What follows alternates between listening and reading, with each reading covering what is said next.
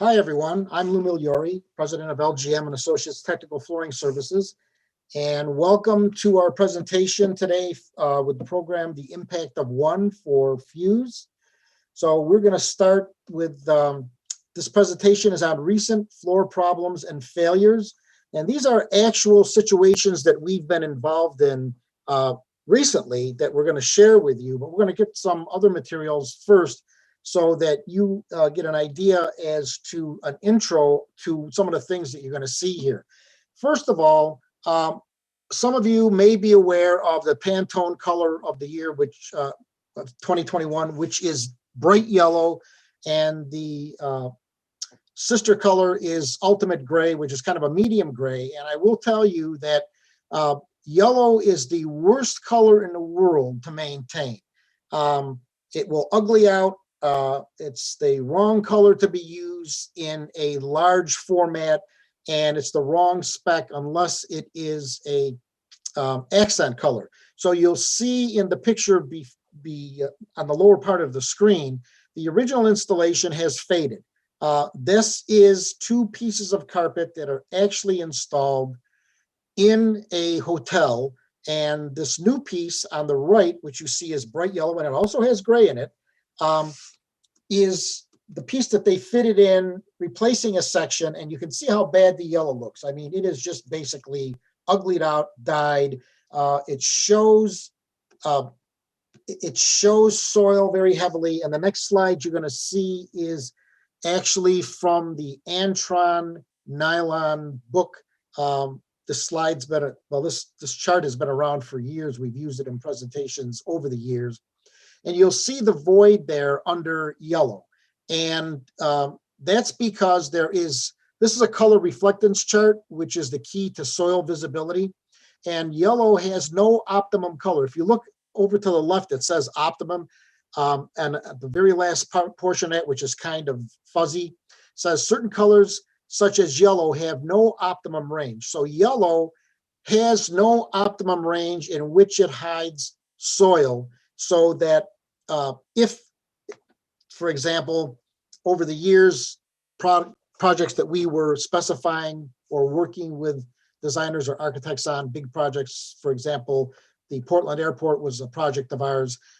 They wanted a bright yellow. We made them tone the yellow down to a more tawny gold, so it wouldn't be, and it was only an accent color, but we didn't want the yellow to ugly out and make the whole carpet look bad. So just so you know, I wanted to share that with you. This is something that's all the rage. And when I saw that yellow was going to be, the color of the year, I freaked out because I says, "Up, here we go." Especially with carpet, not so much with other products, but especially with soft surface materials.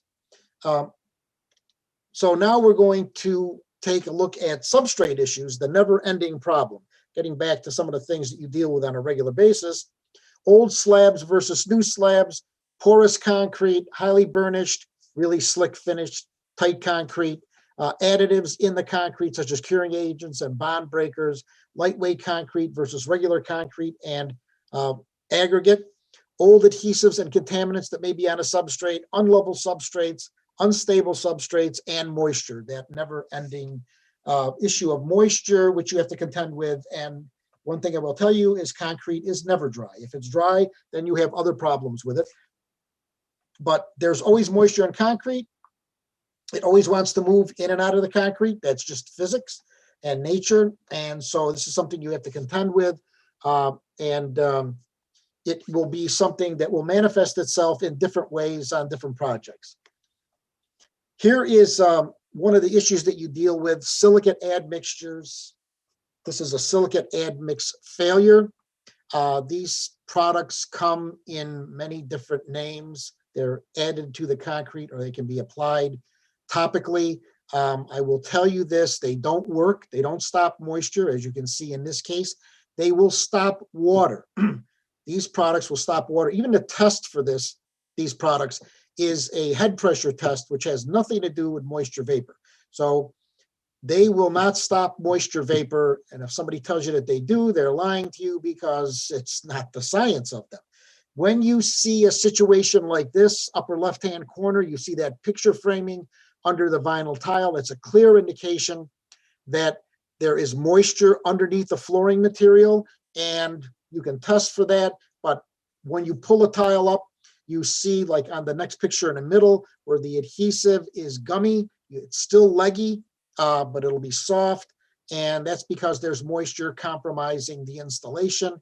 And the silicate, which was supposed to stop the moisture, didn't, and it's not working. So you need to avoid these things like the plague.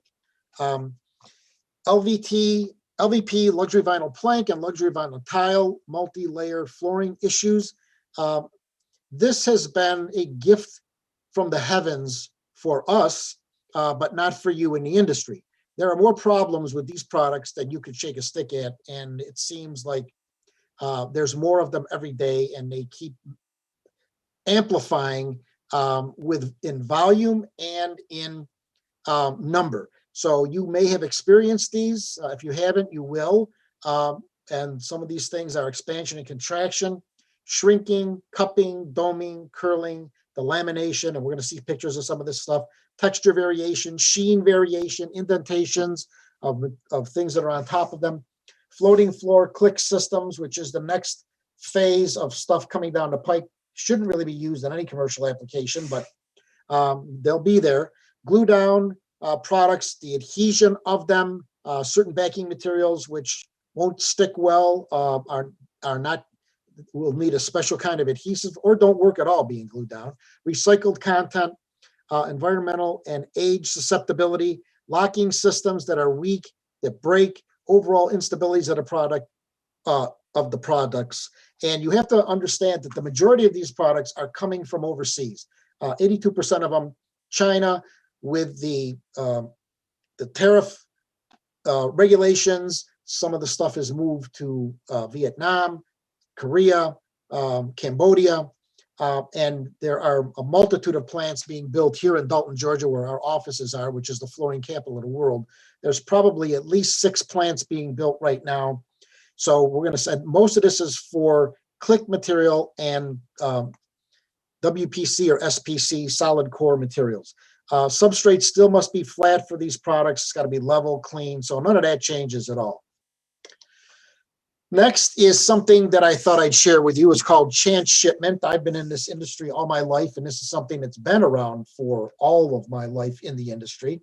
And that is when a manufacturer knows that they have a problem with a product that might not be blatantly obvious, but they're aware of it, they can see it, and they take a chance on shipping the product to you, knowing that there's a problem with it. And once you get it, they're not going to tell you that they've got it's actually entered in the computer like this. I'm not going to tell you that this has been done until you may get the product, and there may never be a claim on it or a complaint on it. So everybody wins. But if there is, one of the first things they'll do is go into the computer. They'll know that it was a chance shipment. The likelihood is that they're going to deny it, and you'll have to fight for the right to be heard, and they may coalesce and offer some type of an adjustment. And you know, if you're like the squeaky wheel and you do not give up, ultimately the product will be replaced. Are you going to know that it was a chance shipment or us? No, but it does happen. Color variation on the right. This is a vinyl product. This product was all shipped. It was all supposed to be the same. Obviously, it's not. The UPS guy could see this. And so these lighter shades, this went into an airport, and it had to come out because the argument was that it was all the same stuff. And obviously it's not. And you don't have to be a genius to see that. Here's a bunch of other stuff that you need to be aware of. Pressure sensitive adhesives does not make hard surface products one with the substrate. We had a manufacturer's tech guy make this comment in a hospital, and he should have been shot after having said this, because you know, it's one of the stupidest things that I've ever heard, but we hear stupid things every day, all day long, which is amazing because the ignorance abounds in the industry with people not knowing about these products, because a lot of people selling the products are not making them, especially when it comes to luxury vinyl tile and plank. They're sourcing them from somebody else. Another thing is slab temperatures also cause problems. For example, in a hospital, if there's a boiler system underneath the concrete, There's been situations where the heat has compromised the installation of the materials, and you have to start looking at insulating the boilers and looking at other structural issues so that the floor can be successfully installed. Moisture testing is only a snapshot at a moment, regardless of the system.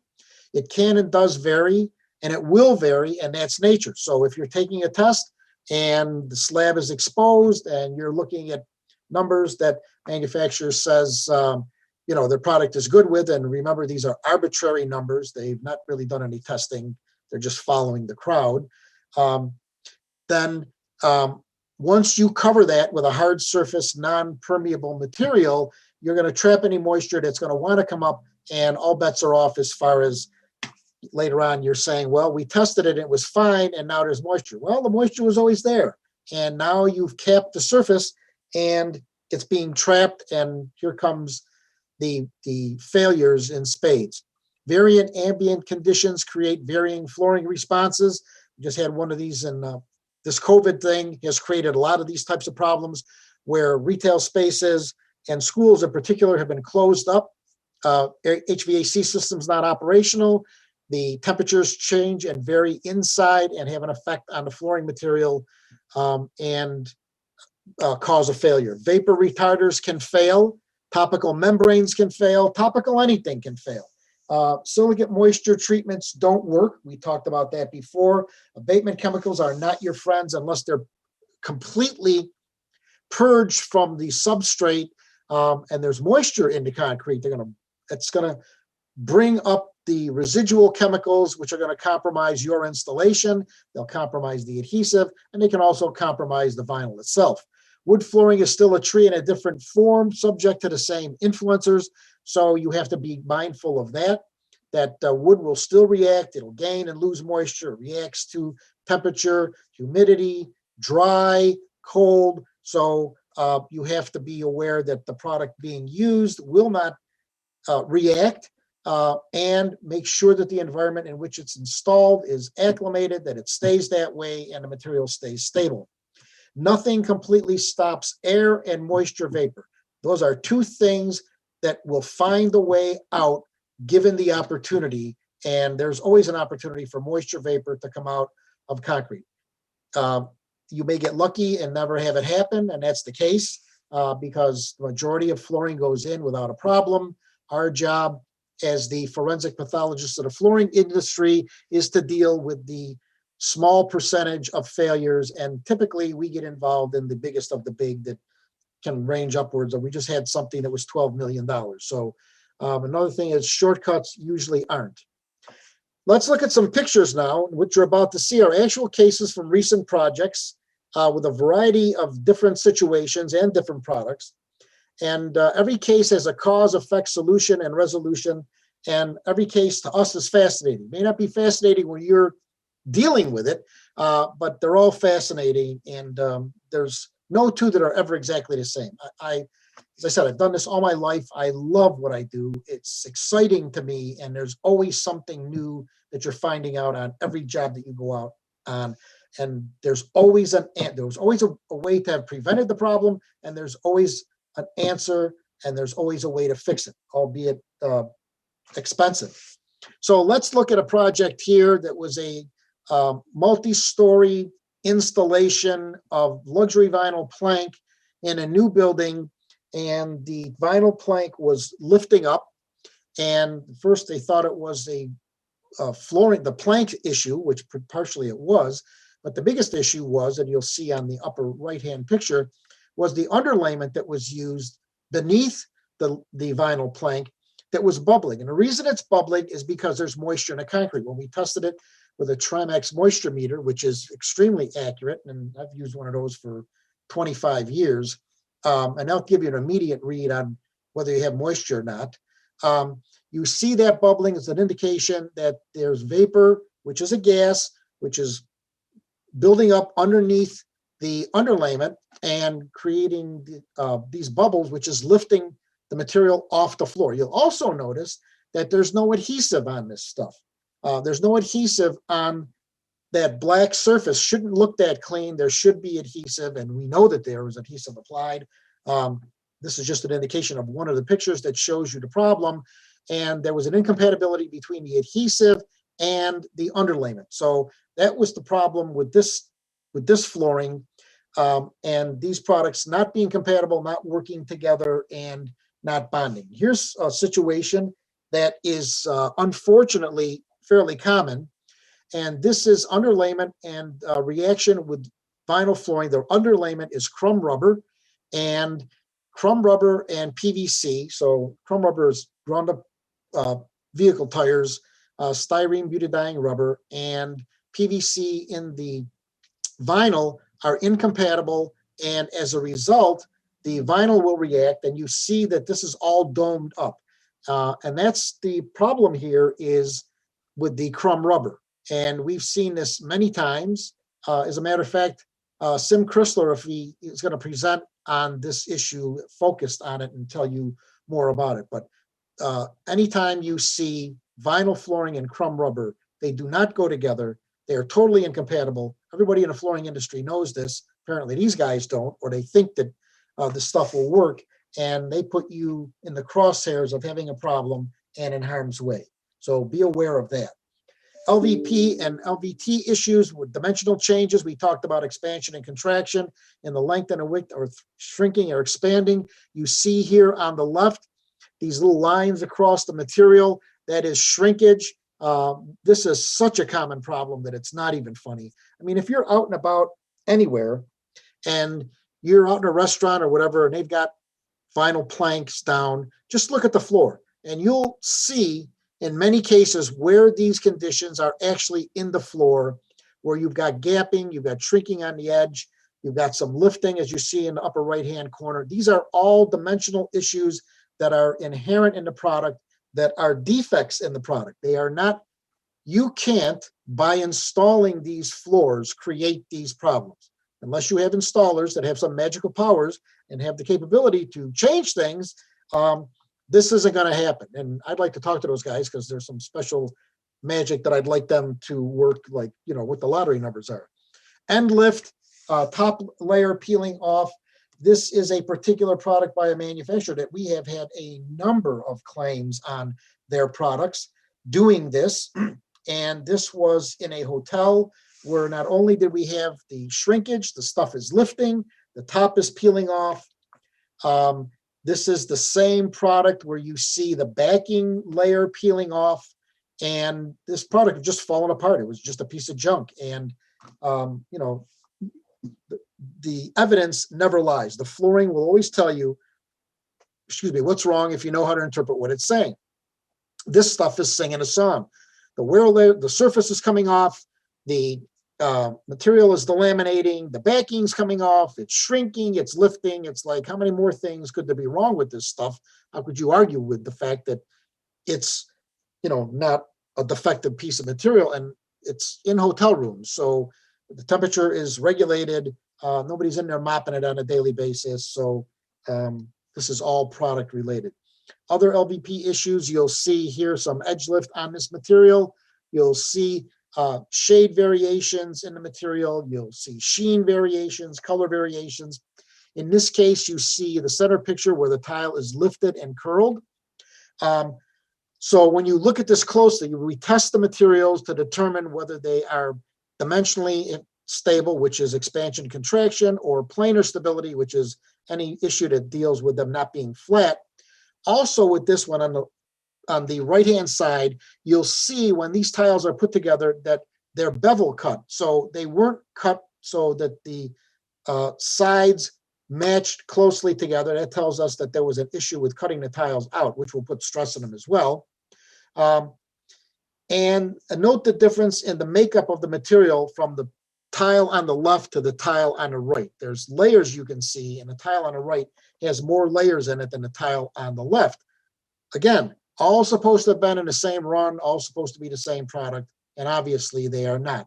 When you know what to look for, you'll see these issues. The product will tell you, look, there's a problem here. There's inconsistencies, and this is why you have a problem. And then determining exactly what that is our job. Lifting and a floating tile installation. This was something I went to look at in Florida a couple of months ago. These guys fought with this product. A large installation, about 15,000 square feet. They were having trouble fitting it together. It took the installer 2 days to put one corner together until he finally gave up on it and said, look, can't work with this product. They contacted the manufacturer immediately. Their response was, give it time, it'll go down by itself.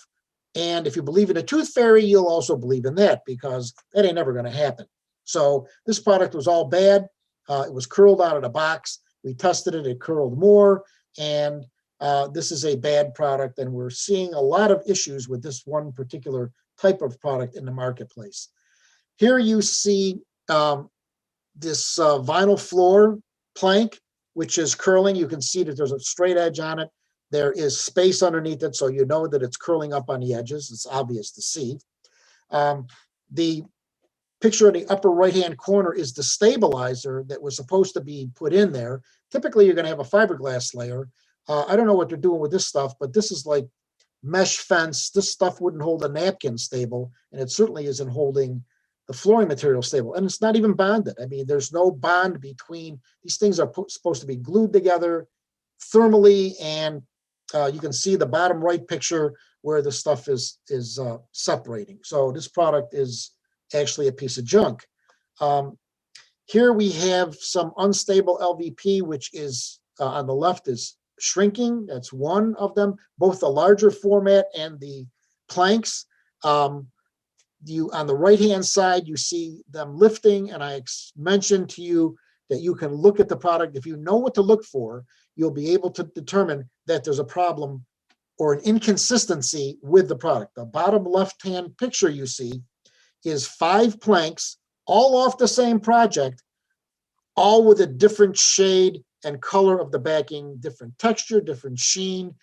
This tells you right there that you have inconsistency in the material because there's a difference. So they're making this stuff, they're making it in, they're stacking it up, they're annealing it, coming off of this process, and it's like they're shuffling cards, putting this stuff into the boxes and shipping it out. Well, it all came at the same time, and overseas, when they make a run, they go from morning to night. It's all the same number, whether they have to stop to do something or change something. Here in the US, we don't produce product that way. If a run stops, whether it's hard surface or carpet, then you get another run number because it changes typically.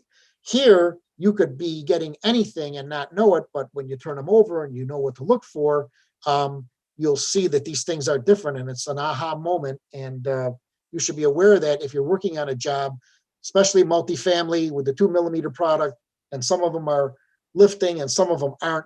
Look, take them out of the boxes, look at the backing, and right there it tells you, you know what, I got an inconsistency with these products. That's why this is happening.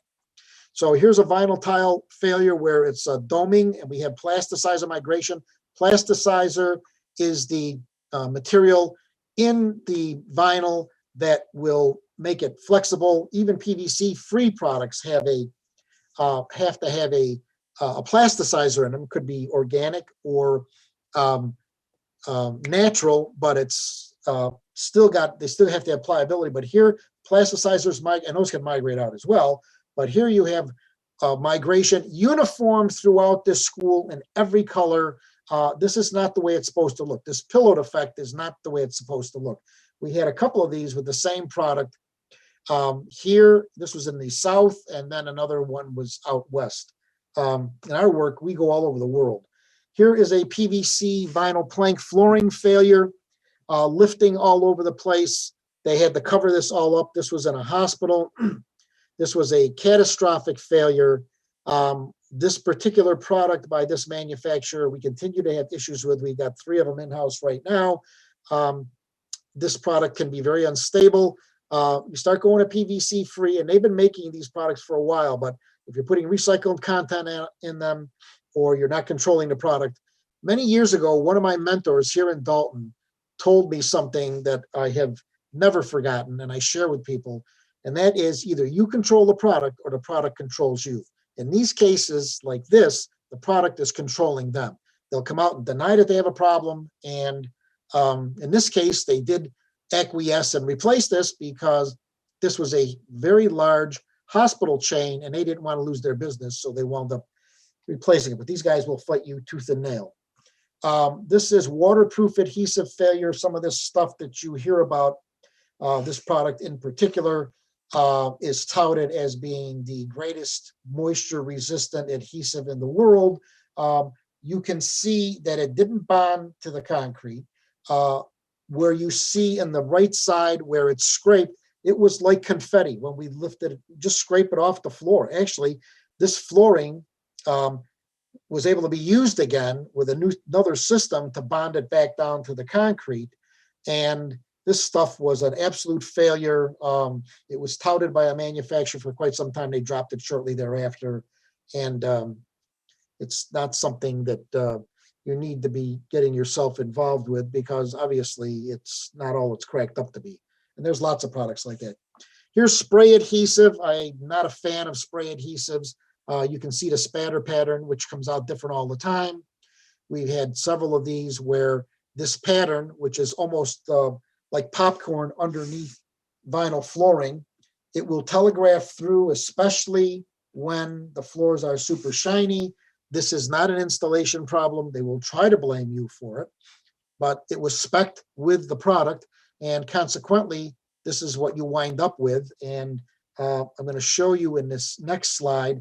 We actually took cans of the spray adhesive from the job that we were on looking at, and I was there for a couple of days, and we took some material and we took these cans and sprayed them in these sectioned off areas. This is all the same product, mind you, and you can see that the pattern coming out is different on all of them. Actually, they were a different color on some of them as well. So you can see again, the term that I like to use here, consistent inconsistency coming out. You have no control over this. The stuff globs. It can be fine. It can be heavy. I just don't like these things. I'd rather see a roll-on adhesive than one of these products. Carpet tile, the hottest carpet product and the most highly engineered. There's a lot of recycled content in it. Often makes this product go haywire, because if you don't control your feedstock of recycled material, you're going to have a problem. Issues include lifting or curling edges, doming, inconsistent cutting where they're out of square, frayed or fuzzing edges. Tab installations are growing, or peel and stick. Lighter weights, which you're seeing a lot of, show edges and modularity, and also show, we had one just come in this week where it was a lightweight product and it was expanding and lifting. So you can mess these things up, especially if they got a polyolefin back. They're susceptible to heat, and when they're processing them, if the heat is not uniform, it'll affect the polypropylene, and you may have sections of the floor, and I'll show you a picture of that, where you're going to get the tile lifting and other areas look fine. And you go back, you trim them, put them back down. We'll use a more aggressive adhesive. We'll use a permanent adhesive, and they do the same thing over again. That is, again, a product problem. That has nothing to do with the installation of material. So you see here that we've got a lift in one product that is what? Almost a half an inch. Well, 3/8 of an inch, it says right there. So issues with lightweight products are prevalent, and these things seem to run in cycles. They're in and out. You know, you'll get a bunch of them and then not so many.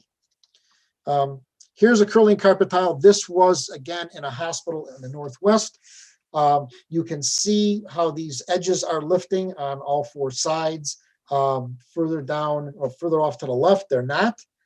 They were doing it in sections, and they blamed installation on it. Well, you know, first of all, you're putting down pieces of material and you're fitting them together. They're saying that the installers were putting them in too tight. The other day, this material that I told you about that came in this week, they said that the installers twisted it when they put it in, and that's why it was doing this. This is such BS that it's not even funny. I mean, it's not even laughable. It's ridiculous that they should blame the installation on something that's obviously a carpet problem, because the installer can't do this, and you can't fit these things together too tight. It's not like they're on their hands and knees pushing them together. Isn't the installer going to know that he did that? I mean, are you that stupid? You're going to make a comment and say that they're too tight? They're tight because the damn things are growing. That's why there's a problem with them. And consequently, this is what happens. ultimately, these were all replaced, and this manufacturer actually lost a huge client because they fought this. So another situation with carpet tiles is fraying on the edges, particularly with loop pile, because when they cut them, they're going to cut through the loops. They need to, typically the tiles go through then a beveler, which will trim that edge off and you won't get that fraying or as much of it. And this is a manufacturing problem. If you've ever had this happen, if you file a claim on this, the manufacturer will typically send someone out to micro shear the carpet to take this away. And usually once you trim it off, you won't have much of it at all anymore. Doesn't mean it'll stop at all, but it's gonna eliminate the most obvious problem, and it won't be as bad, or shouldn't be, afterwards. Here's another product, and I've got a couple of pictures of these, where moisture membranes are being touted as a moisture mitigating product, that you can put these down on a concrete, install your flooring over the top of it, and you won't have a problem. Well, you can see that that's not the case. This was an installation of about 40,000 square feet in a building in Texas. The slab was highly hydrated because everything was pitched towards the building, huge building. And there was moisture in the concrete, so rather than mitigate, this product went down, was said to be used. You can see this white is the adhesive emulsifying on top of this membrane, which is not supposed to allow moisture through it. When we opened this up, there was slappable water underneath this.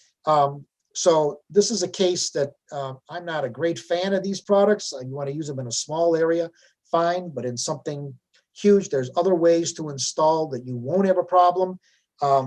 Stuff that we've helped develop and that will work, that you don't have to worry about this, but this is not one of them. Here's another product that you can see the asphaltic backing is, you can see how the water was formed underneath it. They may stop, well, they're not stopping the moisture vapor.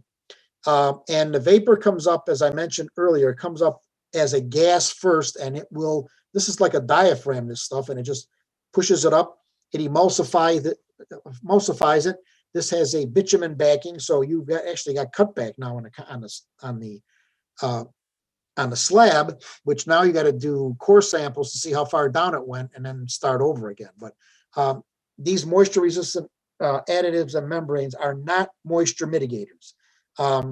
Again, I would be paranoid to use them on a job where you know there's a moisture issue. It's like putting a Band-Aid on a hemorrhage. This is a recent situation where we had a porcelain guy came in with a used this product in a college in several areas, and all of a sudden had a problem with it and couldn't understand why they couldn't get the stuff clean. Well, these are actual pictures from the product having been tested at the lab that we work with down the street, and they test everything, all kinds of flooring materials and things that aren't flooring materials. But you can see the picture on the left. It was soiled and the soil was cleaned off. The same thing was done with the tile on the right, and you can see how all those little dots that you see are pores in the porcelain that aren't visible to the eye, that are trapping and holding soil, and that's why they couldn't get the stuff clean, because it was defective. And that was one of those things that was fascinating to see. So I think this is the last slide, and this is a depiction of, or a diagram of, how much time you actually have to install the flooring material. So you've got pre-construction, start construction, go to the very end, you see highlighted yellow, flooring installed. That's that little sliver of time that you've got before, after everything's done and your flooring's going in. This was, we got this from a engineering firm that does a lot in moisture, and they were kind enough to share this with them because we've worked with them before. And I love this slide because it's got on the bottom it says re-wetting, where the concrete's placed, it's re-wet, then it's drying out, and you see by the time you get to put your flooring in, it's not completely dry, and consequently, you could have a problem with it. So I'm going to make you paranoid and tell you, always consider that every slab, especially old ones that are in old buildings, slab on grade with no moisture vapor retarder, grading is pitched towards the building, downspouts empty at the around perimeter of the building, you're going to have moisture and you need to do something about it. So just take into consideration that that's the case, and open your mouth and voice that. New concrete also is going to be in lightweight concrete. So every slab is different. There are no two that are the same. There's no two pours coming out of a truck that are the same. They're going to vary. They're like people with personalities. They're all different. So most of them that you're going to install on are going to work, but there's always a potential for a failure. It's like a earthquake with fissures in the earth that they can occur anywhere. So anyway, that's that. And I mentioned being able to install without mitigating. We have a couple of things that we've worked on for years that we actually have trademarked. System 2 is a peel and stick system for hard surface materials, not sheet vinyl, but hard surface. Using premium products, we developed a hybrid primer that goes down, and you can just use the primer if you want, which is the basis of the product, has been around for a long time. We developed this with H.B. Fuller over a long period of time. We've used it to correct projects that there was water that was slappable on the surface, and it works. We know it works because we've been around it for over a decade. And then system 3 is for carpet tile, where you put the primer down, different primer, and it's a peel and stick backing on a fleece back carpet tile. And either of these can be used with any carpet tile that's got a fleece back. System 2 can be used with any flooring product. It's cheaper, faster, no drying time, and you're on it. And we think that it's, well, I'm going to tell you, it's the best technology on the market today because everything in it is premium. No cut corners, nothing. We don't cut corners with price, and it's reasonable, cheaper than mitigating. Also, if you're not getting the commercial flooring report, which you do, it's something I write every month. If you're not getting this, you can, I believe that all Fuse members are getting this. This thing goes to like 200,000 plus people. Even consumers search online and call us on a regular basis, seeing stuff. And we really don't do residential work. We've got an associate that we hand that off to, but we do talk to everybody. We don't say no to anybody. If you've got an issue, if you've got a problem, call us. We're more than happy to talk to you, and we travel anywhere for anything. But anyway, that's that. And this is us, LGM and Associates, some of the things that we do. And one of the things here at the very bottom on the right-hand side, it says, when no one else knows how to do it, we can. We always have an answer. And I will tell you that is the absolute truth. I'm not, I'm the dumbest guy in the organization. We have some of the brightest people in their field that exist. We just brought in a wood PhD who came from manufacturing side, younger guy, brilliant, is a tremendous asset to us. Just brought in a concrete guy who's been in that part of the business for ages. We have a handful of associates, chemists. Sim is an associate. Sim's a brilliant guy. We love Sim. Just if I don't have the answer, one of my guys or people do, and we've got a lab that is the best that there is in the industry. So we'll always be able to give you an answer as to what went wrong and why, and how to fix it or how it could have been avoided. So best thing to do is, if you feel that you've got a question on a project, ask first to make sure that you don't open yourself up for any liability. If you question anything, take pictures, make notes, record, because whoever's got the most information is the one who wins the game when it comes to having leverage in a complaint. And I will tell you that even if they go legal, and we got one of the best attorneys, and he's involved with Fuse, so Ron Ciotti, one of the best construction attorneys in the industry. We work together all the time on several different cases, but if you, these things typically never go to court. No judge wants to hear a flooring case, so they're going to wind up being arbitrated or mediated. But the more information you have, the better position you're going to be in, and we're always willing to help you. That's what we're here for. That's why we are associated with the group, and all we do is commercial stuff. We are located in Dalton, Georgia, which is the flooring capital of the world. We have access to all kinds of information and all kinds of technology. So make sure you use it. We wish you the best of luck. And if you have any questions, just let us know. And I thank you for giving me the opportunity to share some of this information with you. And again, we appreciate it very much. Thank you.